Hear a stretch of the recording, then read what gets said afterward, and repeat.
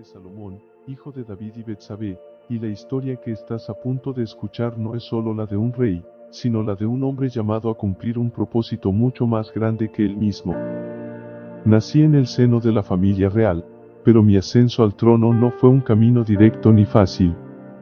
Aunque no fui el primogénito, mi destino ya estaba trazado por Dios, y desde muy temprano, pude sentir que había algo especial reservado para mí.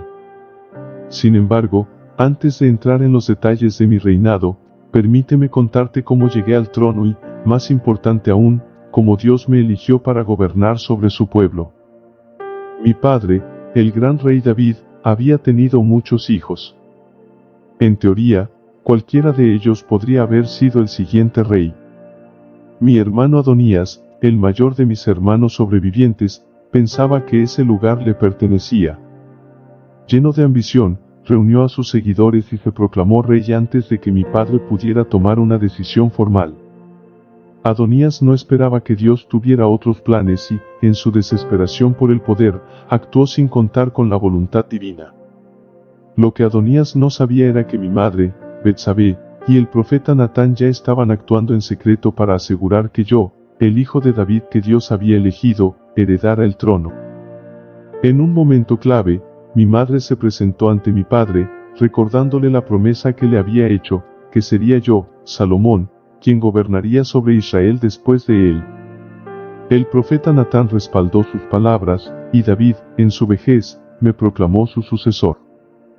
A pesar de los intentos de Adonías por tomar el trono, el plan de Dios prevaleció. Pero ser rey de Israel no era tarea fácil, y yo lo sabía. Apenas comencé mi reinado, enfrenté un peso abrumador sobre mis hombros, gobernar a la nación elegida de Dios, un pueblo tan vasto y complejo. Una noche, mientras dormía, tuve un sueño que cambiaría el curso de mi vida. Dios se me apareció en ese sueño, una experiencia que todavía me estremece al recordar. Me ofreció cualquier cosa que yo deseara, riquezas, poder, larga vida, lo que fuera. ¿Te imaginas tener esa oportunidad frente a ti? Era una decisión que definiría mi reinado, mi vida y el destino de Israel. Podría haber pedido riquezas incalculables o un poder que me hiciera invencible ante mis enemigos. Pero no lo hice. En mi corazón sabía que ser un buen rey no se trataba de acumular tesoros o de conquistar tierras. El verdadero desafío era gobernar con justicia y sabiduría, guiando al pueblo de Dios de la manera correcta. Así que, en ese sueño, con el alma abierta ante el Creador, le pedí lo único que sabía que realmente necesitaba: sabiduría. Sabiduría para discernir entre el bien y el mal, para tomar decisiones justas y para liderar a su pueblo con integridad. Dios, complacido con mi humildad, no solo me concedió sabiduría, sino también todo lo que no había pedido. Me prometió riquezas, honor y una larga vida si permanecía fiel a sus caminos. Y así comenzó mi reinado, con la bendición de Dios sobre mí. No solo era un joven rey con grandes responsabilidades, sino también un hombre a quien se le había otorgado una sabiduría divina que pronto sería conocida en todo el mundo. Este sueño marcó el inicio de una nueva era para Israel, una era en la que mi sabiduría no solo guiaría mis decisiones, sino también las vidas de aquellos que buscaban respuestas. Sin embargo, esto solo era el comienzo. Mi sabiduría sería puesta a prueba, no solo en los asuntos de Estado, sino también en situaciones que nadie podría haber imaginado. Así fue como ascendí al trono, bajo la protección y el favor de Dios. Pero esta historia no termina aquí, porque el verdadero desafío no estaba en llegar al poder, sino en demostrar que era digno de él. Mi sabiduría estaba a punto de ser probada de formas que cambiarían para siempre mi legado. Y es en esos momentos cuando la verdadera grandeza de un rey se revela. Mi ascenso al trono no pasó desapercibido, pero fue mi sabiduría lo que me hizo verdaderamente conocido. Desde el momento en que Dios me otorgó ese don en mi sueño, supe que mi responsabilidad no era solo gobernar, sino hacerlo de manera justa y sabia, porque todo Israel dependía de ello. No tuve que esperar mucho para que mi sabiduría fuera puesta a prueba ante los ojos de mi pueblo. Fue un caso tan impactante que, hasta hoy, la gente sigue hablando de él. Recuerdo claramente el día en que dos mujeres llegaron a la corte. Ambas afirmaban ser la madre de un bebé. Había nacido un conflicto tan grande entre ellas que nadie, ni los jueces ni los ancianos, podían resolverlo. Cada una aseguraba que el niño era suyo y, por más que lo intentaran, no había evidencia ni testimonio que pudiera esclarecer la verdad. ¿Cómo saber quién era la verdadera madre? El ambiente estaba tenso, la multitud contenía el aliento, esperando que yo tomara una decisión. Fue en ese momento cuando una idea inesperada cruzó mi mente. «Traigan una espada», ordené. Las miradas de sorpresa y confusión inundaron la sala. Con frialdad, declaré que partiríamos al niño en 2 partes, entregando una mitad a cada mujer. Mi propuesta, aunque drástica, tenía un propósito: descubrir quién de ellas amaba verdaderamente al niño. Mientras una de las mujeres permanecía en silencio, la otra, horrorizada, gritó desesperada: «No, y dénselo a ella. Solo no lo maten, por favor, no lo maten». Su súplica lo dijo todo. En ese mismo instante supe quién era la verdadera madre. Aquella que estaba dispuesta a renunciar a su reclamo por amor al niño. La multitud que había venido a ver el juicio quedó asombrada.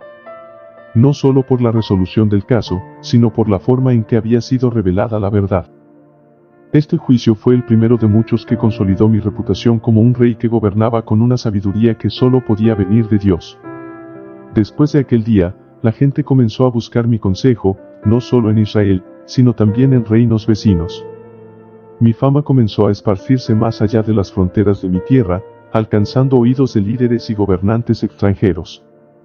Fue en esos años de mi juventud que entendí el peso de lo que significa ser un rey sabio. Ser sabio no solo es tomar decisiones justas, sino entender el corazón de los asuntos. Las decisiones que tomaba en los tribunales resonaban más allá de las murallas de Jerusalén, y pronto los reyes de otras naciones comenzaron a buscar alianzas conmigo. Sabían que un rey sabio no solo era un aliado poderoso, sino también un líder confiable. Así, busqué fortalecer Israel no solo con poder militar, sino a través de la diplomacia. Uno de los primeros acuerdos importantes fue mi alianza con Egipto. Desposé a la hija del faraón, asegurando así una relación de paz con una de las civilizaciones más poderosas de la época. Este matrimonio fue más que un gesto simbólico, trajo estabilidad a nuestro reino, asegurando que no tendríamos que preocuparnos por las amenazas del sur mientras nos enfocábamos en el crecimiento y prosperidad interna. Mi sabiduría no solo se limitaba a los juicios, sino también a cómo manejaba los asuntos del Estado y las relaciones internacionales.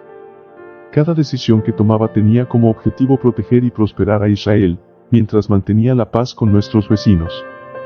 No obstante, a medida que mi fama crecía, también lo hacía mi responsabilidad. Gobernar con sabiduría significaba ser consciente de cada acción y sus consecuencias, tanto para el presente como para el futuro. La gente venía de todas partes, no solo para escuchar mis juicios, sino también para ser testigos de cómo gobernaba. Mi corte se convirtió en un lugar de aprendizaje y resolución, donde los conflictos más difíciles se resolvían y las alianzas más importantes se forjaban. Gobernar no era solo cuestión de leyes y decretos, sino de entender el corazón de las personas, las naciones y, lo más importante, los caminos de Dios. Este periodo fue uno de los más importantes de mi vida. Cada juicio que llevaba a cabo, cada consejo que daba y cada decisión que tomaba, sentaban las bases para un reinado próspero. Pero mi sabiduría no solo era útil para los tribunales o las diplomacias, sino que también la empleé en el siguiente gran proyecto que marcaría mi reinado, la construcción del Templo de Jerusalén. Era el momento de levantar una casa para el Dios que me había dado todo, el mismo que había bendecido a Israel y me había otorgado la sabiduría que ahora me hacía famoso en todo el mundo.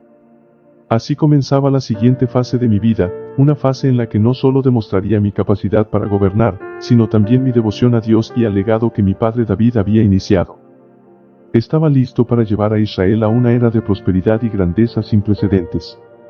Tras consolidar mi posición como rey y ganar reconocimiento por mi sabiduría, supe que el siguiente gran desafío sería uno que no solo afectaría a mi reinado, sino que resonaría a través de los siglos, la construcción del Templo de Jerusalén. Mi padre, David, había soñado con este proyecto durante años, pero fue Dios quien le reveló que no sería él quien lo construiría, sino su hijo. Sabía que esa misión recaía sobre mí. Este templo no sería solo una estructura física, sería la casa del Dios Altísimo, el lugar donde su nombre habitaría entre su pueblo. Con esto en mente, emprendí el proyecto con todo el esmero y dedicación que requería. La planificación fue extensa y minuciosa. No podía permitirme errores, pues este templo debía ser digno del Dios que había guiado a mi pueblo desde el desierto hasta la tierra prometida. Comencé reuniendo a los mejores arquitectos y artesanos de Israel y de tierras extranjeras. Instruí que las piedras fueran talladas fuera de la ciudad, para que en Jerusalén no se escuchara ni el ruido de los martillos ni el sonido del cincel mientras se levantaba la casa de Dios.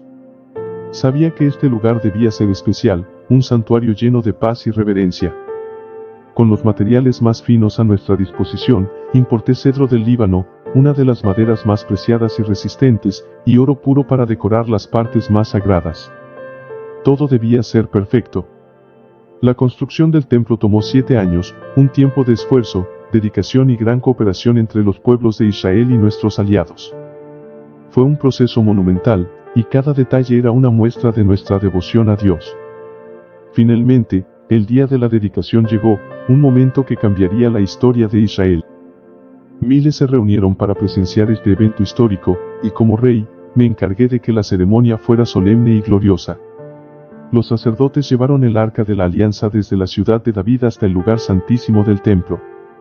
Apenas el arca fue colocada en su lugar, la gloria de Dios llenó el santuario de tal manera que los sacerdotes no podían permanecer de pie debido a la inmensidad de su presencia. Fue un momento indescriptible, donde todo Israel pudo experimentar la manifestación de la gloria divina. Sabíamos que Dios había aceptado este lugar como su morada. En esa dedicación, oré delante de toda la nación, rogando a Dios que sus ojos estuvieran siempre sobre este templo, que escuchara cada oración que se levantara desde aquí, y que perdonara a su pueblo cuando cayera en pecado. Fue una oración de entrega total, no solo de mi parte, sino de todo el pueblo de Israel. Sabíamos que este templo era más que un edificio, era el símbolo del pacto entre Dios y su pueblo, una casa donde el cielo y la tierra se encontraban. Con el templo finalmente completado y consagrado, Israel entró en una era de prosperidad sin precedentes. Mi reino floreció en todos los aspectos. Las riquezas comenzaron a fluir hacia nuestras tierras como nunca antes. El comercio se expandió por todas las rutas, desde el Mediterráneo hasta el desierto, y nuestros puertos estaban llenos de barcos cargados de tesoros. Israel no solo era una nación fuerte militarmente, sino también una potencia económica. Establecía alianzas comerciales con reinos lejanos, intercambiando productos como oro, especias, marfil y caballos, lo que fortaleció aún más nuestras arcas. Recuerdo la visita de la reina de Saba, que había oído hablar de mi sabiduría y de la grandeza de mi reino. Cuando llegó, trajo consigo grandes caravanas llenas de oro, piedras preciosas y especias exóticas como presentes, pero al entrar en mi palacio y ver la magnificencia del templo, quedó asombrada. Todo lo que he escuchado sobre ti y tu sabiduría es verdad, me dijo. Pero ni siquiera me habían contado la mitad. Fue en esos momentos que comprendí el impacto de lo que habíamos logrado, que Israel no solo era respetada, sino admirada por las naciones. Pero más allá de las riquezas y el poder, entendí que la verdadera prosperidad de mi reino radicaba en nuestra relación con Dios. El templo de Jerusalén no era solo una joya arquitectónica, era un recordatorio constante de que todo lo que teníamos provenía de él. Y aunque mis logros materiales eran vastos, sabía que mi deber principal como rey era mantener ese pacto sagrado. Aunque mis logros materiales eran vastos, sabía que mi deber principal como rey era mantener ese pacto sagrado. A lo largo de estos años de esplendor, Israel vivió una paz que nunca había experimentado antes. Las naciones vecinas respetaban nuestras fronteras, y mi pueblo prosperaba en sus labores diarias. El nombre de Israel resonaba en todo el mundo conocido, y yo, su rey, era reconocido no solo por mi sabiduría, sino por la grandeza de lo que había logrado en tan poco tiempo. La gloria de Israel, en su apogeo, era el resultado de la mano de Dios sobre nosotros. Dios no solo me otorgó sabiduría para gobernar, sino también para comprender profundamente la naturaleza humana y los misterios de la vida. Sentía en lo más profundo de mi ser que no podía mantener esa sabiduría solo para mí, que debía compartirla, para que las generaciones futuras también pudieran aprender y caminar en los caminos de Dios. Así, gran parte de mis reflexiones, consejos y enseñanzas quedaron plasmados en escritos que hoy son conocidos y apreciados como parte de las Escrituras. Uno de mis mayores legados es el libro de los Proverbios, un compendio de sabiduría práctica para la vida cotidiana. Sabía que mi pueblo, al igual que las futuras generaciones, enfrentaría decisiones difíciles a lo largo de sus vidas, y mi objetivo era guiarlos hacia la prudencia, la justicia y la rectitud. Los proverbios hablan de la importancia de ser diligente en el trabajo, de vivir una vida justa y honesta, y de evitar los caminos de la pereza y la necedad. La sabiduría no solo es para los reyes y gobernantes, es para cada persona que desee caminar con integridad. Uno de los temas recurrentes que verás en los proverbios es el temor de Dios. El temor de Jehová es el principio de la sabiduría, escribí, porque entendí que el verdadero conocimiento comienza cuando uno reconoce la soberanía y la majestad del Creador. Sin ese respeto profundo por Dios, cualquier intento de alcanzar sabiduría humana es vano. Toda la sabiduría que había recibido provenía de Él, y mi deber era recordarle al pueblo que su éxito, tanto en lo material como en lo espiritual, debía fundarse en ese principio inquebrantable. Pero mi reflexión sobre la vida no se detuvo allí. A medida que fui envejeciendo, mis pensamientos sobre la naturaleza de la existencia se volvieron más profundos y, en ocasiones, más melancólicos. Este proceso me llevó a escribir el libro de Eclesiastés, una obra que, al contrario de los proverbios, no se enfoca tanto en consejos prácticos, sino en las grandes preguntas filosóficas que atormentan el corazón humano. Me encontré reflexionando sobre la naturaleza transitoria de la vida y cómo, a pesar de todas mis riquezas, poder y fama, todo es vanidad si no se vive en comunión con Dios. He visto todo lo que se hace debajo del sol, escribí, y he aquí, todo es vanidad y aflicción de espíritu. ¿Qué sentido tiene el esfuerzo, el éxito o incluso la sabiduría, si al final todos enfrentamos la misma muerte? Observé cómo los poderosos caían y los sabios se desvanecían en el olvido, y me di cuenta de que la verdadera satisfacción no se encuentra en las riquezas ni en los placeres de la vida, sino en vivir conforme a la voluntad de Dios. Teme a Dios, y guarda sus mandamientos, porque esto es el todo del hombre. Ese es el mensaje central de Eclesiastés: una vida sin Dios carece de propósito, mientras que una vida vivida en obediencia a Él trasciende el tiempo y las circunstancias. Además de mis reflexiones filosóficas, también escribí sobre el amor, un tema que me tocaba de cerca. El Cantar de los Cantares es una celebración de la belleza y el amor entre un hombre y una mujer, pero este libro va más allá de lo físico o lo romántico. En sus versos, también se puede interpretar una alegoría del amor divino entre Dios y su pueblo. Este amor es puro, inquebrantable, y aunque a veces se pierde de vista, siempre está destinado a restaurarse. A lo largo de mi vida, experimenté el poder del amor en sus muchas formas, en mis relaciones personales, en mi devoción a Dios, y en mi compromiso con Israel. El Cantar de los Cantares celebra ese amor en su forma más pura y verdadera. Las imágenes de un jardín en flor, de la búsqueda incansable entre el amado y la amada, no son solo metáforas de amor humano, sino un reflejo del anhelo profundo de Dios por su pueblo, y del pueblo por su Dios. Es un amor que trasciende el tiempo, un amor que nunca se da por vencido, aunque a veces parezca que se ha perdido. A lo largo de mis escritos, ya sea en los Proverbios, en Eclesiastés o en el Cantar de los Cantares, el tema central siempre fue el mismo: la sabiduría divina. Toda la sabiduría que poseía no era mi propia creación, sino un regalo de Dios, y mi misión era compartirla con el mundo. Mis enseñanzas estaban diseñadas para hacer que otros vivieran vidas más plenas y significativas, para que pudieran caminar por el sendero de la justicia y el temor de Dios. Sin embargo, a pesar de todo lo que escribí y enseñé, pronto descubriría que la sabiduría, aunque poderosa, no es suficiente si uno no se mantiene fiel. La vida me presentó desafíos que, a pesar de toda mi comprensión, comenzaron a desviar mi corazón del camino correcto. A medida que envejecía, las influencias de mis muchas esposas extranjeras y sus dioses comenzaron a nublar mi juicio, y mi relación con el Dios que me había dado todo comenzó a tambalear. Mi reinado en Israel fue una época de esplendor y sabiduría. Sin embargo, incluso el más sabio puede caer si se aparta del camino correcto. A pesar de toda la sabiduría que Dios me había otorgado, y los logros que había alcanzado, empecé a desviarme de la senda que había jurado seguir. Mi historia es una lección dolorosa sobre cómo incluso los grandes pueden perderse si no permanecen fieles a sus principios. A medida que mi reinado avanzaba, las decisiones que tomé comenzaron a tener consecuencias profundas. Uno de los errores más significativos fue permitir que mis muchas esposas extranjeras influyeran en mi vida y en mi reino. Para asegurar alianzas y la estabilidad política, me casé con mujeres de diferentes naciones, incluidas algunas que adoraban dioses ajenos a Jehová. En principio, no veía nada malo en estas alianzas. Pero a medida que pasaba el tiempo, empecé a sucumbir a las presiones y a las prácticas religiosas de estas mujeres. Las influencias de mis esposas comenzaron a manifestarse en mi vida y en mi reinado. Permití que se construyeran altares y templos para los dioses de estas mujeres, incluso en lugares prominentes de Jerusalén. Este acto de desobediencia fue una clara violación de las instrucciones que Dios me había dado. Me había instruido a mantener la pureza del culto en Israel, pero, en lugar de ello, permití la proliferación de la idolatría. Cada altar erigido era una piedra más en el camino que me llevaba lejos del Dios que me había bendecido con sabiduría y prosperidad. Dios, en su justicia y misericordia, no tardó en llamarme a cuenta. Se me apareció nuevamente, pero esta vez, no fue para ofrecer bendiciones.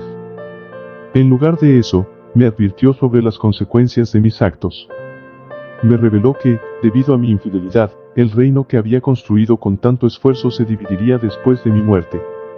La profecía no era solo un castigo personal, sino una advertencia sobre el impacto de mis decisiones en el futuro de Israel.